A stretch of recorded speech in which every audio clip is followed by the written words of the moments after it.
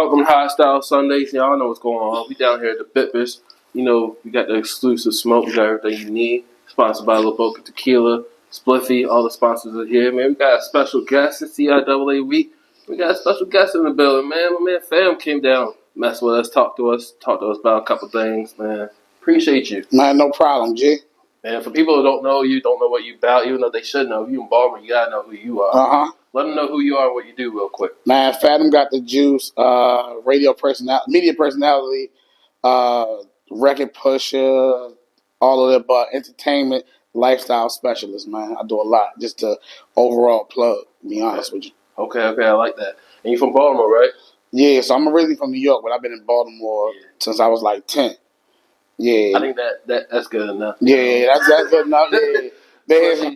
Been here since I was like 10, going back and forth between here and DC. Okay. Yeah. And now you also interact with a lot of different cultures, being so like different artists, from different backgrounds, different cities. Like, what to you is the most, like, the number one thing that stands out to you about the Baltimore culture? What stands out to me, high energy. It's kind of reckless, just untamed. You know what I'm saying? Like, Baltimore don't follow no rules. You know what I'm saying? Like, it's a plus and a minus. You know what I'm saying? But Baltimore is Baltimore. Like, you gonna know when you didn't came across somebody from Baltimore because they live by their own rules, man. And after a while, you can respect that. Okay, I like that. And what to you, like, you push records. Mm-hmm. You get people, you break artists, you help them get to that next step, that next level, that where they're looking to be. Mm-hmm. What to you is that number one thing that an artist needs to have or needs to do to take that step? The number one thing is the record. Mm-hmm. Like if you ain't got the right record, then it really ain't nothing me or nobody else can really do for you, man. You know what I'm saying? So that's part one. And besides that, you just gotta really just have that belief. You gotta be able to sell your product. We can know if you believe in this record or not by how you promote this record. A lot of artists feel like they too cool to promote their own music, which is crazy. But we know if you believe in it, whether the quality of the video, from the quality of the audio, to how much artwork you got for it, how much content pieces you're shooting for it. You know what I'm saying? We can tell if you really believe in this or not. If you don't believe in it and it's your work, then the people ain't going to believe in it. And there ain't enough money you can pay nobody because you ain't believing in it. That's facts. Now, I get this question, a lot of people always ask this about certain people, just certain things in general. What makes you the right person to break a record? Like, why should somebody listen to you and your advice? Besides my resume itself, is the fact that I'm honest. You know what I'm saying? I'm honest. I ain't going to sell you no dream. And we in the music business, but I just don't do business with everybody. You know what I'm saying? It's a bunch of people that want me to work with them. Mm-hmm. Want me to tap in with them, and I get that 1,000 times. Right. But for me, it ain't a money thing. Right. I'm chasing greatness, and the money that I want is up there with greatness and legendary status. You know what I'm saying? I could be going around here taking everybody. I could make a killing if I really wanted to. You know what I'm saying? Yeah. Like with the way my DMs be looking up. Yeah. But it's like, it's not worth it because you keep taking these little hits from people saying you're going to help them, knowing that you really can't help everybody. Right. So it's like, I might take 1,000 here, 1,000 here, 1,000, or whatever the number is, I might take from all these people. I might clear 15, 20 grand real quick.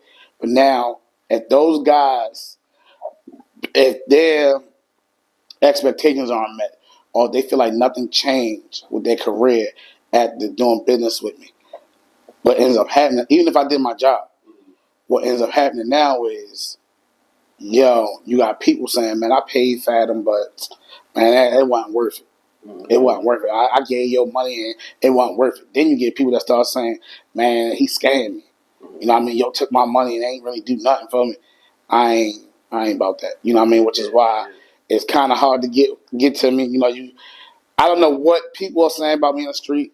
I know it ain't all great. You know what I'm saying? I know people see the work, but it's not always great. You know what they saying just because everybody wants you to help them. If you're not helping everybody, it's like, man, fuck that nigga. Mm-hmm. But let's talk about that a little bit. Because that's a tough decision still. To decide, hey, I can't help this person because it's not benefiting me or what I got going on. How do you make that decision? Like, Me personally, Yeah. I kind of just look at what kind of motion they got. I look at the team they got around them. You know what I'm saying? That kind of situation, and really just lock in a little bit. I keep my eye on. One thing is, I study a lot. Like I study this game. I study people. So I'll really just watch you for a while before I make that decision to really lock in. Like, all right, I think I'm gonna lock in with this person, or I think I can see what I can do to really help this person.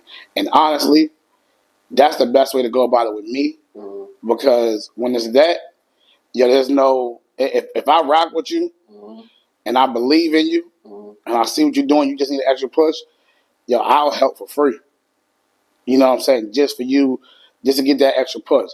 Because at the end of the day, I believe in good karma. So what's for me gonna be for me? It's gonna come back, and somebody gonna be my karma is great. I've had some great things happen for me in this business. Right. I can honestly say I've had more great than not great things happen for me, and that's just because I do right by people. What's one of the great moments you've had that stays with you? It gotta be the yearly BET Awards and Grammy weekend. You know what I'm saying? Like being able to go to them events, and this is my second year at Grammys.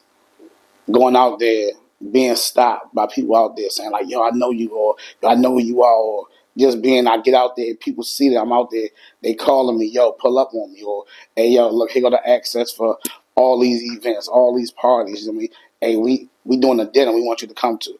That right there for me is like, okay, yeah, this man has worked. Like I put the work in. I'm up there with some of the best in the business. And it's a thing of, man, you just gotta keep grinding, because you also gotta have a balance of not letting that go to your head. Right. Like walk in your own shoes, be present in the moment and who you are and who I've become. Yeah. But at the same time, you don't let it go to your head, because, man, I'm not on that legendary status yet as far as the world overly. You know what I'm saying? Like I'm not there yet. I'm not getting the praise from the elites of elites. Right. Like they rock with me, they know I exist, right, but I ain't put that work in yet. You know what I'm saying? Yeah. So that's my motivation to be like, yo, you still got a lot more work to do. Okay. And now for like the up and coming people that are trying to like, guide an artist here, create events, put people in positions to where they think now like they're part of the culture, part of the movement.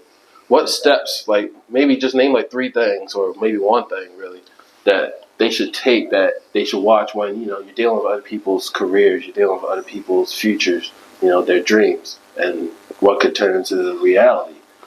What steps should you take to, get them to them places? First thing, man, you got to educate the artists. Be realistic with them.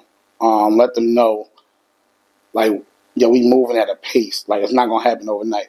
A lot of people want to just blow overnight, and it ain't like that. You know what I mean?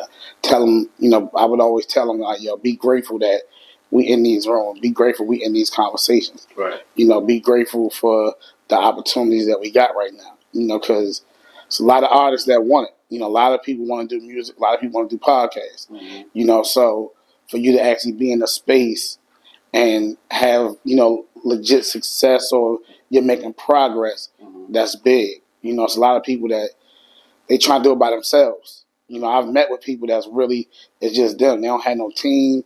They don't have no friends that support them. They just trying because they want to do it. Right. And those people, it's like, man, tough. So if you're an artist, if you have an artist that you believe in, and they got people around them, and put them people to work. Tell them what's on the line. Let them know why it's important. Like, yo, y'all here, but don't just be here just to be wasting time. Right. We really got to get work done. That's facts. I want to talk about your DTLR relationship. Mm-hmm. How'd you, give me a brief real quick, how'd that get started? How'd you even get involved? How I got involved was my brother, one of my best friends. I was actually on the phone with him before I walked in here, DJ Ray's. Okay. He had a show on Saturdays from 3 to 5. This was 2015. He had a show. He was a part of the original crew that kicked off DTLR Radio. But they had the crew. 2015, I used to run my actual Instagram page like a blog. I was like a shade room. Okay. Like my joint was crazy. Like when I say it was crazy, I was messy. Like anybody that know me know, if you ask them about Fadam, like before all this FadamGotDaJuice, I was messy. You know what I mean? Like, I'm posting all the drama. Like, from if there's something happening in Baltimore where rappers is fighting. I remember, man, Long Live Lil Scooter, free YGG Tate. I remember having a video fight of them fighting outside Red Maple. Mm-hmm. I'm posting that. Like, whatever it is, I'm posting it. But at the time, Meek and Drake was beefing. And I knew some people in the industry, so they was giving me all a scoop. And I'm posting it in real time. And me and Rez was already good friends. And we talked a lot. And he was like, yo, why don't you come have a segment on my show on DTLR Radio? I was just like, all right. He was like, yo, come do my industry rundown because you know about all of it. So just come do that. I was like, all right, bet. Man, I would go in there with him on Saturdays, do that part, and like, cool. And then I kind of just started looking at it like, man, because I wasn't getting paid for it. Right. Wasn't getting paid. I was just doing it because that's my man. He asked me to do it. And it was cool. You know what I'm saying? It was something fun to do. And I was like, man, I got to figure out where to get paid. Yeah. And then I just started trying to make myself useful to the company as a whole. Mm-hmm. They still wouldn't fuck with me for real because I was messy on the internet. So it was a lot of that going on. And then finally, like, we went viral in 2018, like TMZ viral. We interviewed Jay Prince. And I'm like, yo, send me that content.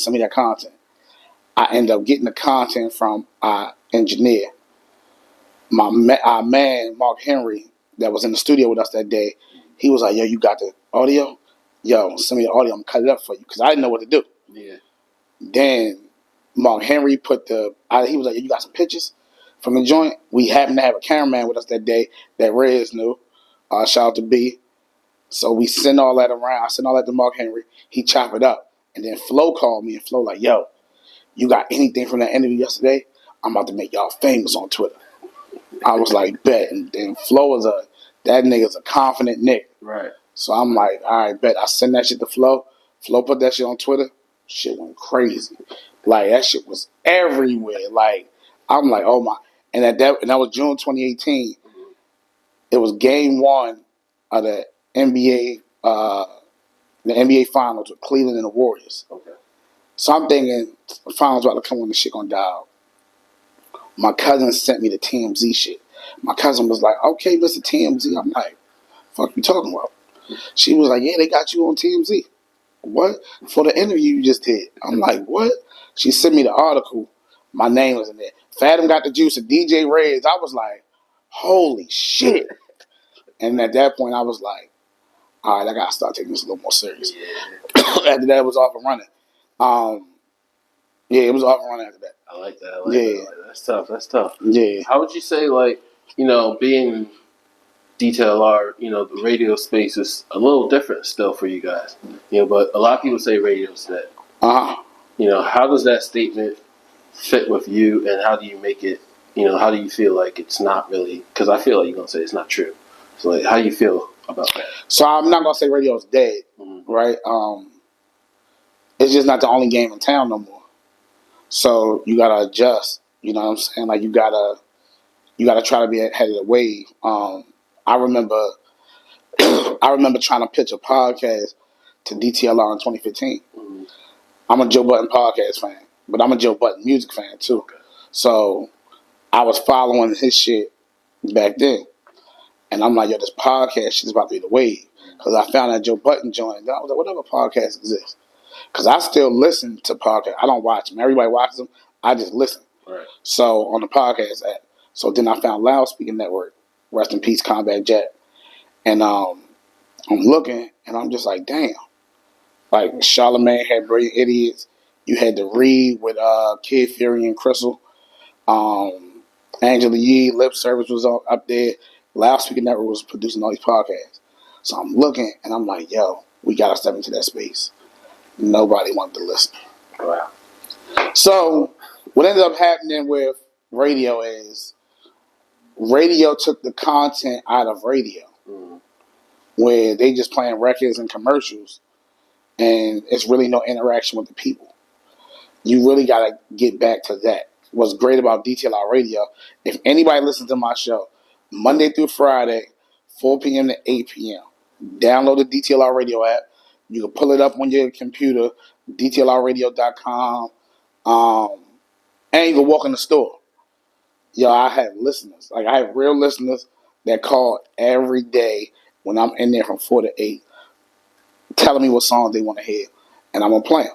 You know what I mean? We want to hear, for us, though, since our listenership is all over the place, they put me up on what's new and what's hot. Right. So, whereas, though, FM radio, they be late. Man, my shit is, I remember Florida.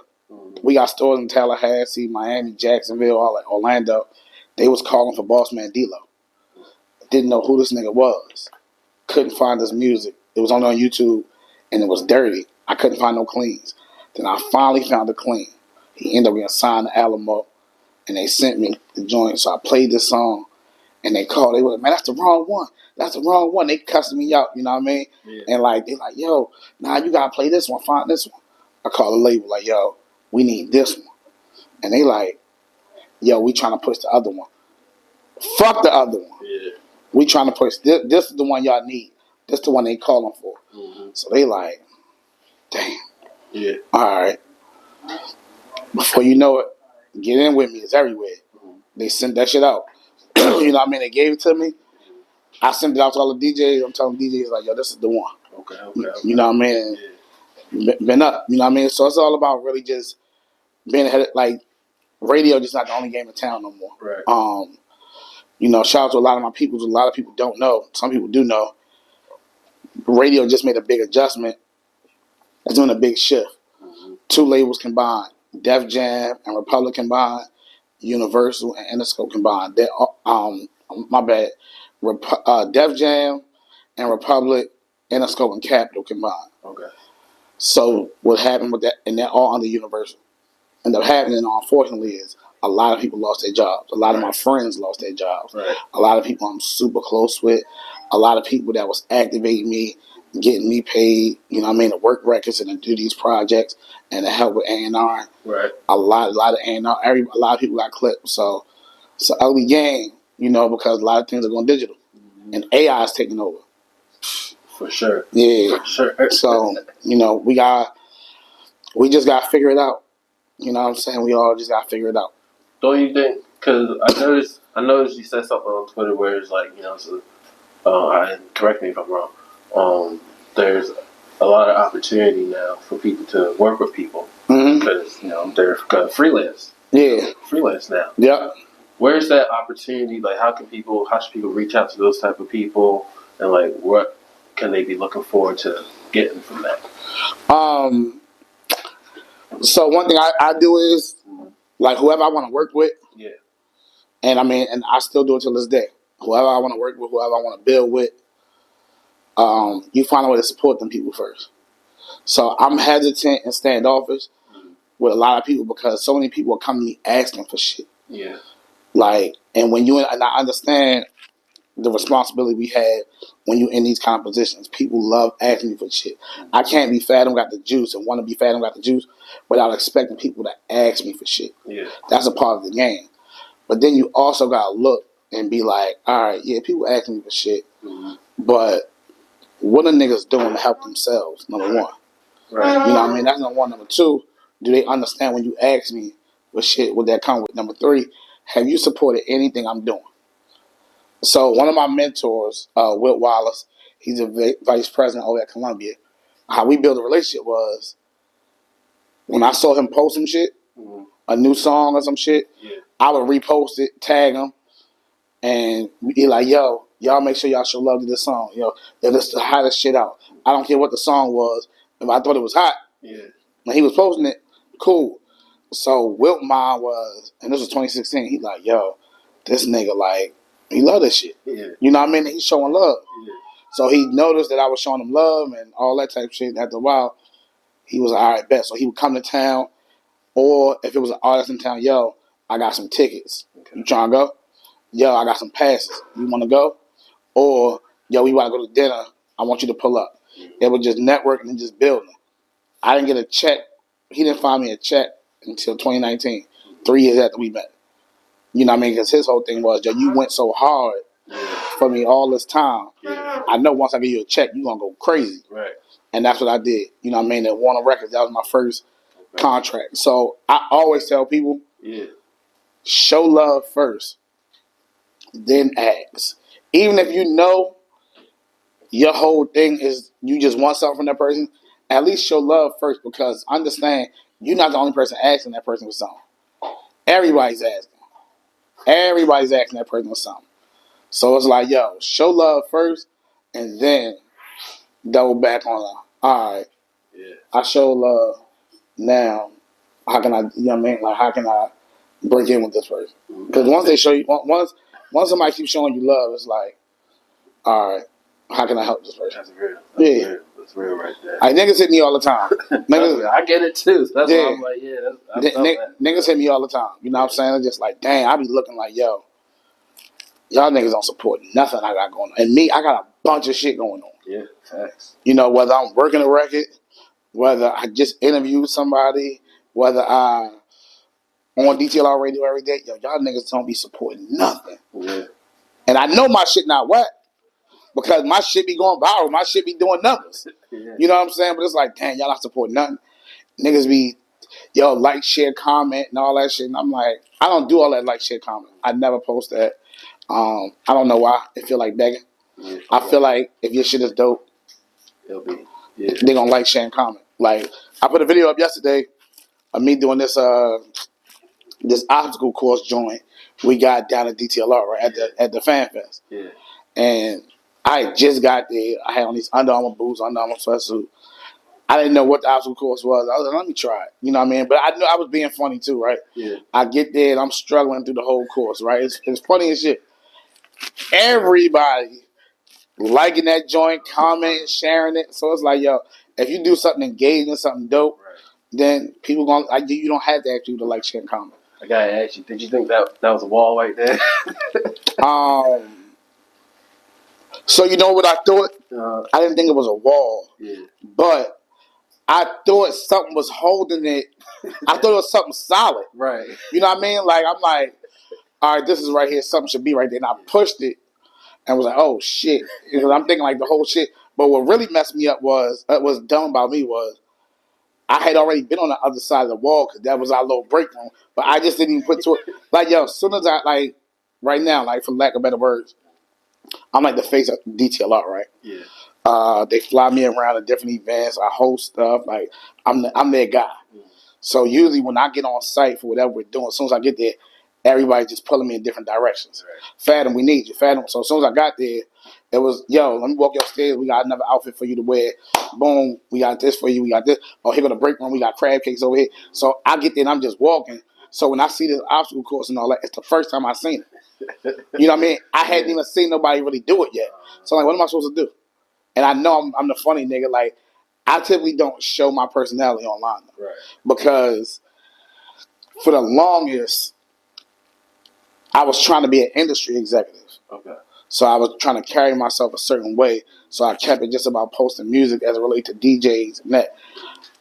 If I'm being 100% honest with you, I was only doing the content and interviews because I was good at it and it was a way to build relationships. Gotcha. Like right here, this is a way for you to build a relationship with niggas. Yeah. So that was the only reason I was doing it. I wasn't in love with it. You know what I mean? It was like, I can talk, my nigga. Like, cool. You know what I mean? Bet, let me do this to build these relationships. Yeah. When niggas come in town, hey, yo, send this nigga to me. Mm-hmm. That's the way to build relationships. And then the floodgates is open. You can figure out everything else from there. But I end up being like, man, fuck it. Let me figure this shit out. I like that. You know what I mean? And now I'm at the point where it's like, all right, let me figure out some dope content. I don't want to do a podcast per se, but I figured out some dope content I want to do and I'm about to start dropping. I like that. I'm actually trying to get a fitness deal though. Okay. Yeah. Hey, Under Armour. Yeah, that's the bigger goal. Okay. We ain't gotta get too much this. Listen. I'm fat. I don't want to keep being fat. Okay. You know what I mean? Just for health reasons, of course. I want to live a little longer. So it's like, if I can get one of these companies to cut a check, you know what I mean? Be in the gym, all that shit. You go from seeing me climbing, going through the obstacle course, struggling, to me being healthy. My nigga, like, that shit. Yo, because you notice, nobody ever shows fat people working out. Yeah, that's true. Fat people don't even really like going to the gym because it's a bunch of in-shape people in there. Mm. So the shit is intimidating. Yeah. It's just like, damn, nigga, like you running.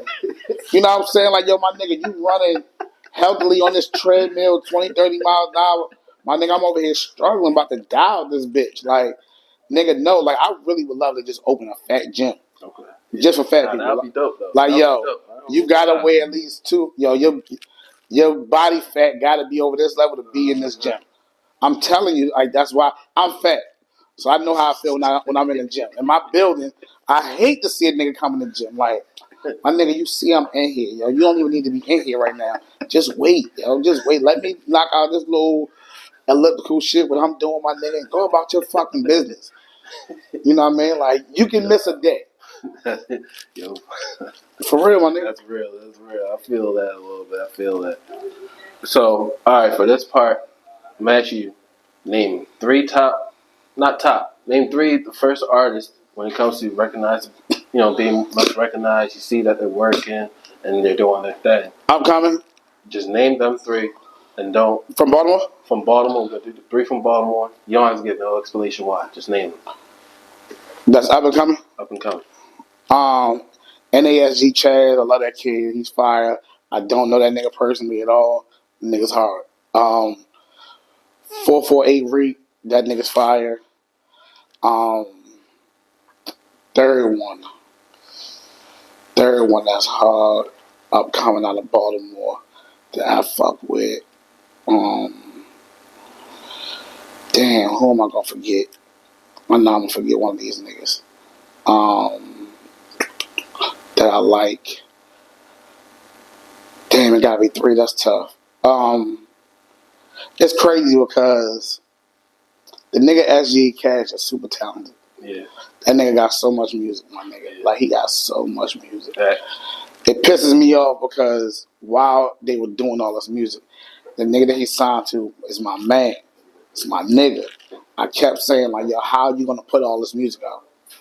So he got all this music and the world hasn't heard the majority of the shit. Yeah. You know what I mean? So if I had to pick 3, them probably my 3 right there. Okay. I like that. I like them 3. A1 Beam hard too. Yeah, facts for sure.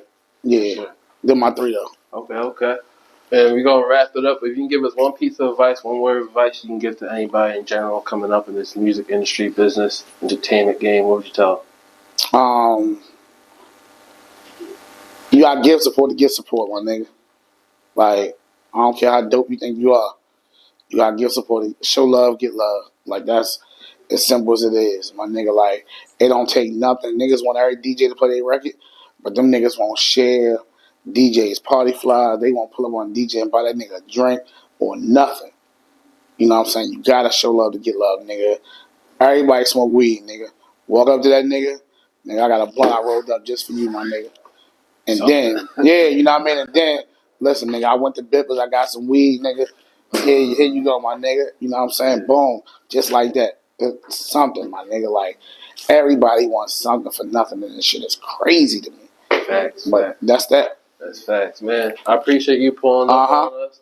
Man, this is definitely, hopefully, we can connect, do some business, do some stuff. For sure. Events, we got a lot we can do. Appreciate you once again. People watch this, connect with you, tap in for sure. Man, we're down here at the Bippers. Appreciate you once again pulling up on us.